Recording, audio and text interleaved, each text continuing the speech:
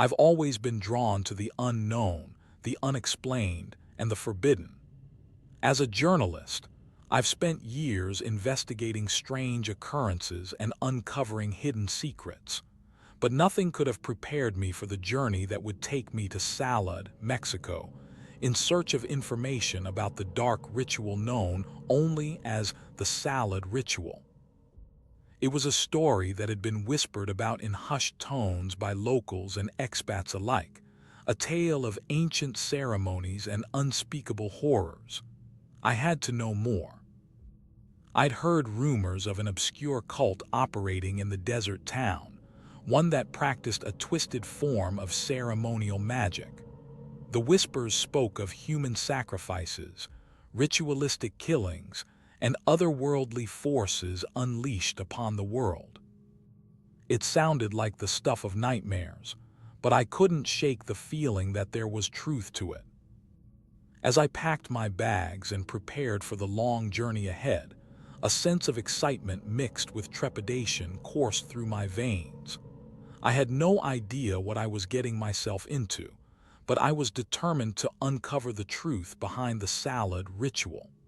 Little did I know that this would be an adventure that would change me forever. I arrived in Salud on a sweltering summer afternoon, the sun beating down relentlessly as I stepped off the bus and onto the dusty streets. The town was small and quiet, with adobe buildings that seemed to blend seamlessly into the surrounding desert landscape. But despite its tranquil appearance, I could feel a sense of unease lurking just beneath the surface. I spent my first few days in Salud gathering information, talking to locals and scouring dusty archives for any mention of the Salud Ritual. It wasn't easy. Many seemed reluctant to talk about it, as if the very mention of the words could summon some malevolent force into being. But I persisted, driven by a growing sense that this was something big. As night began to fall, I made my way to the local bar, a small, dimly lit establishment that seemed to be the only place in town where people gathered after dark. The bartender, a gruff but kind-eyed man named Carlos, listened intently as I asked about the Salud Ritual. He leaned in close, his voice barely above a whisper. "Be careful, amigo," he said, his eyes darting nervously around the bar. "Some things are better left unspoken." I nodded, my mind racing with possibilities. What did Carlos know that he wasn't telling me? And what did he mean by "be careful"? I had a feeling that I was about to stumble into something much bigger than myself. As I left the bar and walked back into the night air, I couldn't shake the feeling that I was being watched. The desert wind carried an unsettling whisper on its breath, a soft, raspy voice that seemed to be saying something over and over again: "Salud, salud, salud." But whenever I turned to listen, there was no one there. And yet, I knew that I had to keep moving forward. The darkness seemed to be closing in around me, drawing me deeper into the heart of Salud and its sinister secrets. Little did I know what horrors awaited me just beyond the next dune. I set out early the next morning, determined to make the most of my time in Salud. The desert sun was already climbing high in the sky as I loaded up my backpack and slung it over my shoulder. Carlos had given me a rough outline of where to find the local markets and shops, but I knew that getting lost in the winding streets of Salud was half the fun. As I walked, the air grew thick with the scent of creosote and mesquite, and I couldn't help but feel a sense of excitement building inside me. This was it, my chance to uncover the secrets of the Salud Ritual. I had spent hours poring over dusty tomes and speaking with locals, but nothing could have prepared me for the eerie atmosphere that seemed to permeate every inch of this forgotten town. I turned a corner, and suddenly the streets opened up into a vast, open square. In the center of the square stood an imposing adobe church, its walls covered in intricate carvings that seemed to tell ancient stories. I felt a shiver run down my spine as I approached the entrance. The sound of wind chimes carried on the breeze like a mournful sigh. I pushed open the heavy wooden doors and stepped inside, my eyes adjusting slowly to the dim light within. The air was thick with incense, and I could feel the weight of centuries of prayer and sacrifice bearing down upon me. I wandered deeper into the church, taking in the ornate frescoes that adorned the walls, images of saints and angels, but also strange, arcane symbols that seemed out of place among the more familiar imagery. I felt a presence behind me and turned to see an elderly woman standing in the shadows, her eyes fixed intently upon me. She was dressed in traditional clothing, her face painted with vibrant colors that seemed to dance across her skin. "Buenos dias," she said, her voice low and husky. "Welcome to Salud." I nodded, feeling a sense of respect wash over me. "Gracias," I replied, my eyes locked upon hers. "I'm just passing through looking for information about the local traditions." The old woman's gaze never wavered, but I could see a flicker of curiosity in her eyes. "Ah," she said, her voice dripping with an air of mystery. "You're looking for the Salud Ritual. That's a story that goes back a very long time indeed." She leaned forward, her voice dropping to a whisper. "Some say it began with the Aztecs, when they believed the earth was alive and every action had consequences." I felt a shiver run down my spine as I listened, my mind racing with possibilities. What did she mean by the Salud Ritual? And what kind of actions were we talking about? The old woman's eyes seemed to bore into mine, as if searching for something hidden deep within me. I knew that I had to be careful. I was getting close to the truth, but I also knew that there were those who would stop at nothing to keep it buried. As I stepped off the bus and onto the dusty streets of Salud, I couldn't help but feel a sense of excitement and trepidation. The town was small and quiet, with adobe buildings that seemed to blend seamlessly into the surrounding desert landscape. But despite its tranquil appearance, I could sense a palpable energy in the air, a feeling that something was off, that there were secrets lurking just beneath the surface. I made my way through the streets, taking in the sights and sounds of the town.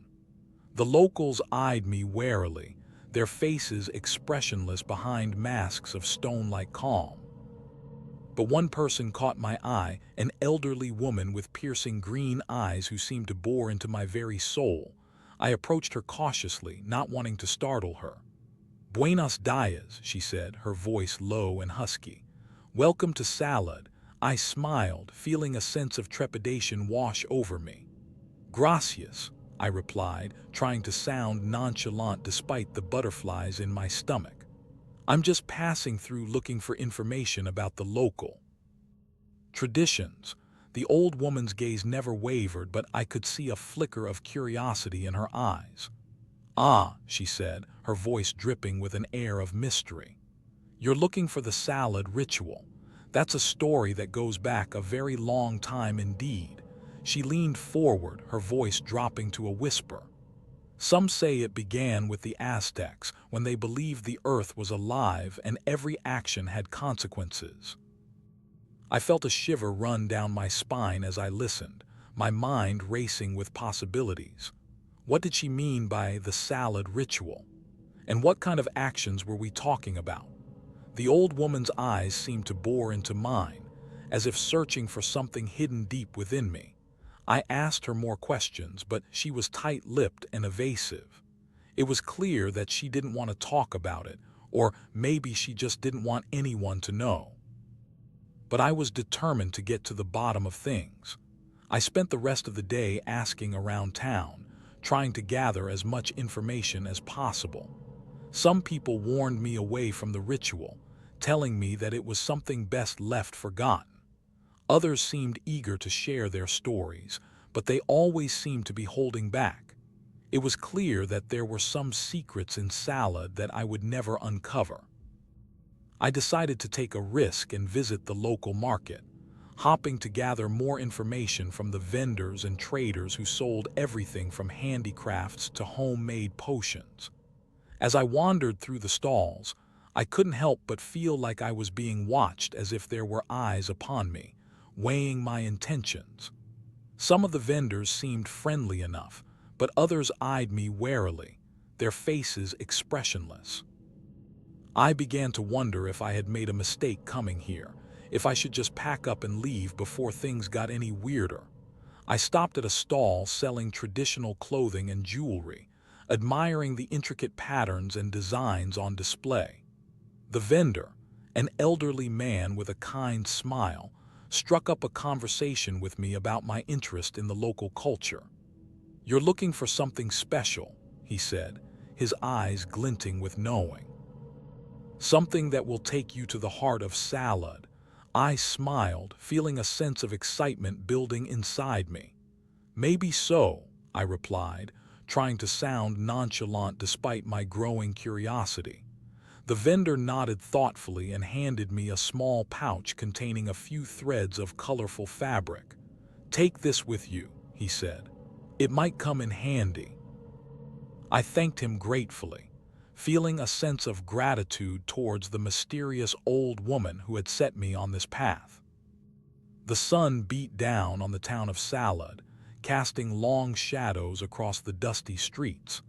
I spent the day researching, poring over ancient texts and scouring the buildings for hidden symbols. It was as if I was searching for a needle in a haystack, but I couldn't shake the feeling that I was on the right track. I stopped in front of an old adobe church, its walls adorned with intricate carvings that seemed to tell a story. I followed the patterns of symbols etched into the stone, tracing them as they wound their way up the wall. The designs were unlike anything I had seen before, a mix of ancient languages and mystical creatures that seemed to hold secrets of their own. I felt a shiver run down my spine as I realized that these symbols were more than just decorative. They were a key to understanding the ritual. I spent hours studying the carvings, trying to decipher their meaning. As the sun began to set, casting a golden glow over the town, I finally cracked the code. The symbols revealed a story of ancient rituals and human sacrifices. The Aztecs had performed these ceremonies to appease their gods, but there was something more sinister at play. The carvings hinted at a darker purpose, one that went beyond mere worship. I felt a chill run down my spine as I realized the true nature of the ritual. I spent the rest of the evening poring over my research, trying to piece together the clues. The symbols seemed to point to an ancient temple on the outskirts of town, a place where the Aztecs had performed their darkest rituals. I knew that I had to see it for myself, to understand the full extent of what was being hidden. I made my way to the temple under the light of the full moon, feeling a sense of trepidation with every step. The air was heavy with an almost palpable energy, as if the very ground itself was alive and watching me.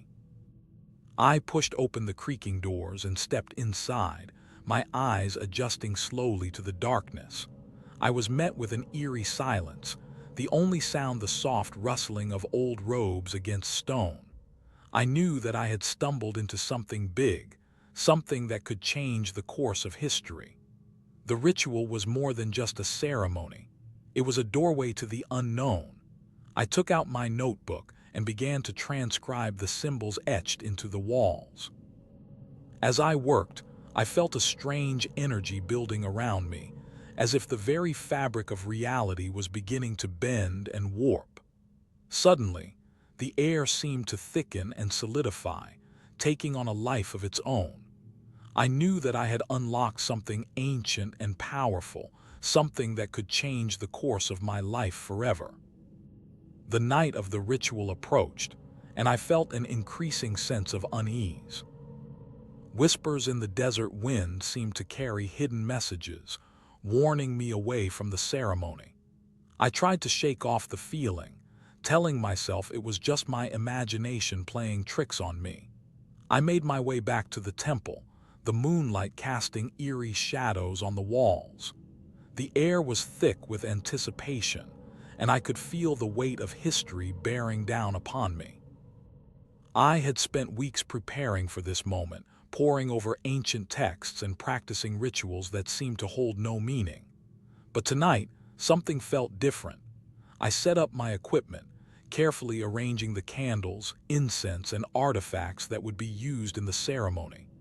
As I worked, I couldn't shake the feeling that I was being watched, that unseen eyes were upon me, weighing my intentions.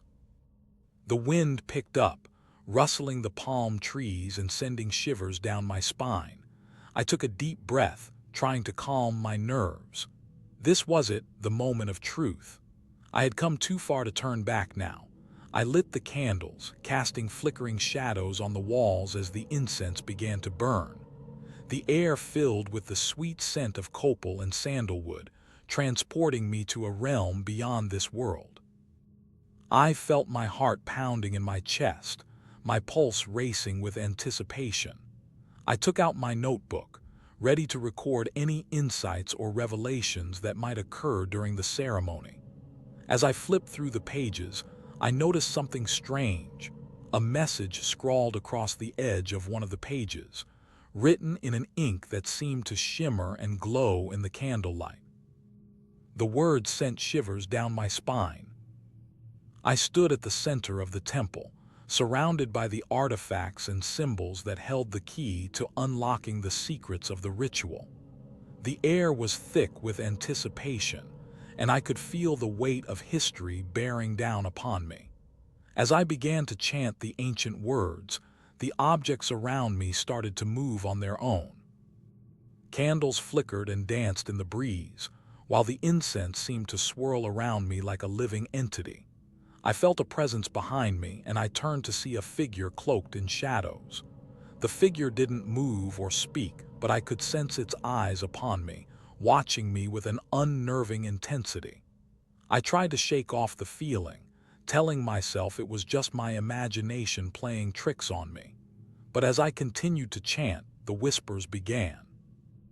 I couldn't see anyone speaking, but the words seemed to come from all around me, echoing off the stone walls of the temple. "Turn back now," they whispered. "This is not for you."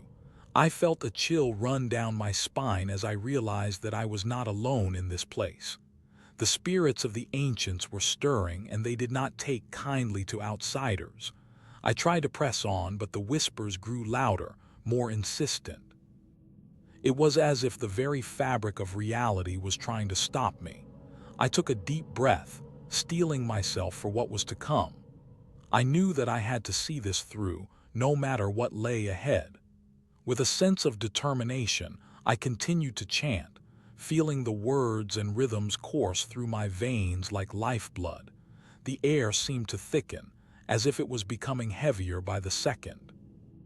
The objects around me began to move faster, swirling around me in a vortex of color and light.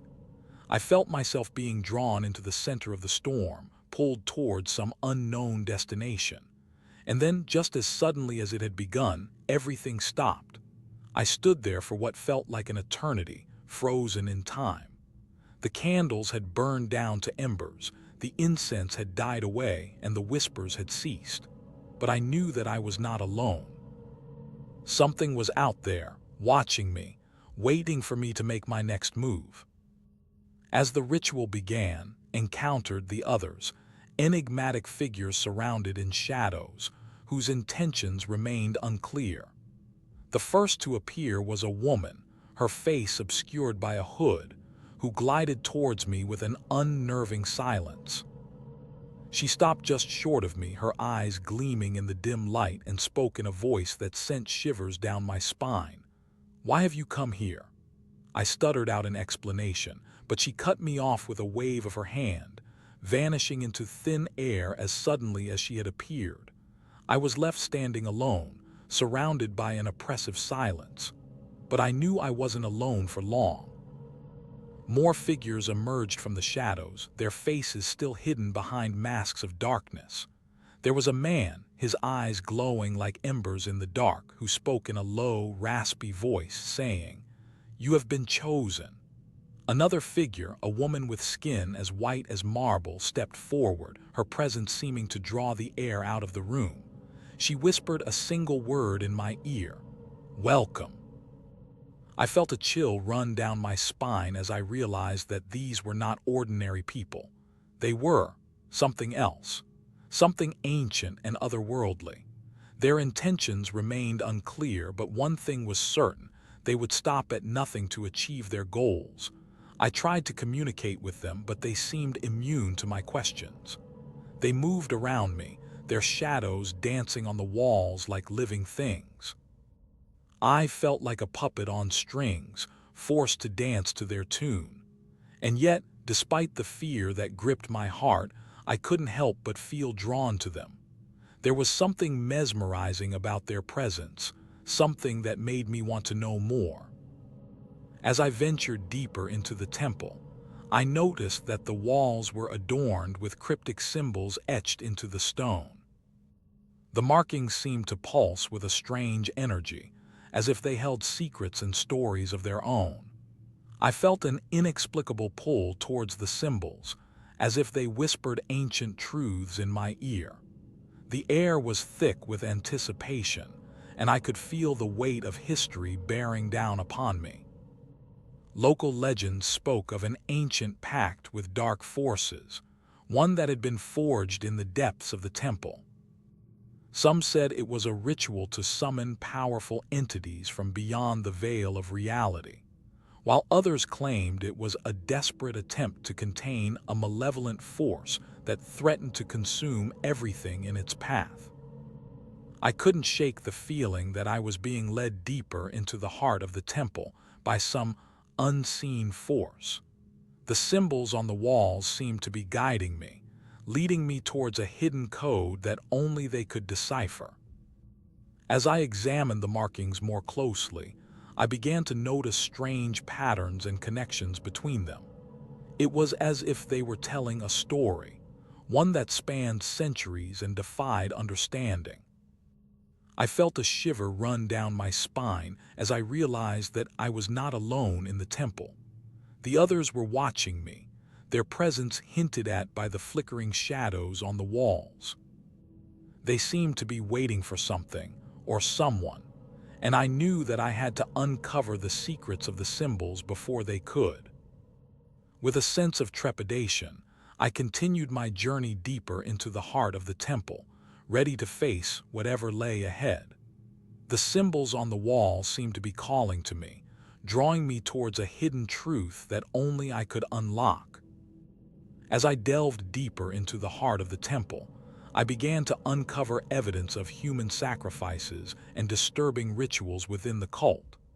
The air grew thick with an eerie, unsettling energy that seemed to seep from the very walls themselves. I felt a creeping sense of dread as I stumbled upon ancient artifacts adorned with symbols of blood and suffering. I couldn't shake the feeling that I was being watched by unseen eyes, that the cult's dark energies were closing in around me. Every step I took echoed through the temple like a death knell, and I knew that I had to be careful lest I become the next victim of their twisted rituals. I began to notice strange markings on the walls, etched into the stone in a language that seemed to shift and writhe like a living thing. They pulsed with an otherworldly power, as if they were channeling the darkest energies of the cult's twisted desires. I felt my grip on reality begin to slip, as if the very fabric of sanity was unraveling before my eyes. The events I had uncovered seemed to be bleeding into my own reality, threatening to consume me whole. I knew that I had to escape the temple, to flee from the clutches of the cult and their dark, malevolent powers. I stumbled through the winding corridors, desperate to find a way out. But with every step, I felt myself becoming more and more lost in the labyrinthine temple. The echoes of madness seemed to be closing in around me, whispering terrible secrets in my ear. I knew that I was running out of time, that if I didn't escape soon, I would be trapped forever in this hellish realm of darkness and despair. As the Salud Ritual reached its climax, an unholy terror erupted upon the world. The air was heavy with an otherworldly energy that seemed to sear itself into my very soul. I felt myself becoming increasingly entangled in the chaos, as if I were being pulled under by an unseen force. I watched in horror as the cult's leader, the figure known only as the architect, stood at the center of the ritual circle. Their eyes blazed with an unearthly power, as they channeled the darkest energies of the temple into a vortex of unspeakable terror. The world around me began to distort and twist, reality itself seeming to bend and warp under the weight of the ritual's dark influence. The skies grew dark, as if night had fallen in the midst of day, and the air was filled with an unearthly howling that seemed to come from all directions at once. I felt myself becoming lost in the chaos, my grip on reality tenuous at best. The world around me was a blur of color and sound, as if I were trapped in a living nightmare from which I could not awaken. And yet, despite the horror that surrounded me, I knew that I was powerless to stop the ritual. The forces of darkness had me firmly in their grasp, and all I could do was watch in despair as the world burned around me. I saw things that cannot be explained, horrors that defied comprehension. I felt my mind unraveling, thread by thread, as the madness that surrounded me took hold. And yet, even as I knew that I was doomed, I couldn't help but feel a twisted sense of fascination with the ritual's dark power. It was as if I were drawn to the very heart of the chaos, helpless to resist its pull. I was no longer but a mere puppet under the control of the cult's dark forces. My thoughts were no longer my own, but a mere echo of the madness that surrounded me. And in this state, I knew that I would be forever lost in the depths of chaos and despair. As reality unraveled, I found myself drawn to an ancient text that hinted at a terrible secret behind the Salud Ritual. The text was written in a language that seemed to shimmer and dance on the page, as if the very words themselves were alive. I began to translate the text, my mind racing with the implications of what I was reading. It spoke of a dark and malevolent force that had been awakened by the cult's ritual, a force that fed on human souls. The text described how the cult's leader, the architect, had made a pact with this entity, trading humanity for power and control. I felt a wave of horror wash over me as I read the words, my mind reeling from the implications. How could anyone believe such a thing? How could they so callously trade their own souls for power? But as I delved deeper into the text, I realized that the architect was not just any ordinary human being. They were a master of the dark arts, a weaver of spells and incantations that had been passed down through generations of cult leaders. I saw now that the Salud Ritual was not just a simple ceremony, but a complex web of magic and manipulation. The cult's members were not mere pawns, but active participants in a twisted game of power and control. And at the center of it all was the architect, pulling the strings like a master puppeteer. I felt my mind spinning with questions, my thoughts racing with the implications of what I had discovered. How many souls had been traded for power? How many lives had been lost to this dark and malevolent force? And yet, even as I grappled with these questions, I knew that I was not yet out of danger. The darkness that surrounded me still lurked, waiting to pounce. I was now a part of it, a thread in the twisted web of magic and manipulation. I had unraveled one truth, but many more remained hidden, waiting to be discovered. And I knew that I would have to confront them head-on if I was to have any hope of escaping this living nightmare. As I desperately bid to escape, confronted the others, only to be met with an abyssal void that dissolves their perception of reality. The darkness seemed to have a life of its own, twisting and writhing like a living entity. I felt my mind recoiling in horror as I stumbled upon the threshold of the void, my sanity teetering on the edge of collapse. I was met with an endless expanse of nothingness, a void so profound that it seemed to swallow all light and sound. The air was heavy with an unspeakable presence, a malevolent force that seemed to sear itself into my very soul. I felt my perception of reality unraveling, thread by thread, as I gazed into the abyss. Time lost all meaning, and I was consumed by an eternal now, where past, present, and future merged into a singularity of terror. I saw things that could not be seen, heard sounds that defied comprehension. The void was alive, and it was hungry. It devoured all in its path, leaving naught but an endless expanse of nothingness in its wake. I was no longer sure if I was still human or had transcended into something more monstrous. My mind was shattered, my sense of self fragmented and lost. I was a mere specter, a ghost haunting the fringes of reality. I stumbled forward, driven by a morbid curiosity to explore the depths of this void. With each step, I felt myself being pulled further into the abyss, my sanity fragmenting like sand between my fingers. I was confronted with an unending labyrinth of mirrors, each reflection revealing a different aspect of my own fractured psyche. I saw myself as a child, as an old man, as a monster, and as a god. Each reflection whispered a different truth, a different lie, until I was lost in a sea of contradictory selves. I am no longer sure what is real and what is not. Is this void a prison or a paradise? Am I still trapped, or have I transcended into something greater? I am lost in the abyss, forever staring into the void, searching for answers that may never come. For in this realm, truth is a luxury I can ill afford. The only reality is the darkness that surrounds me, an endless expanse of nothingness that devours all in its path.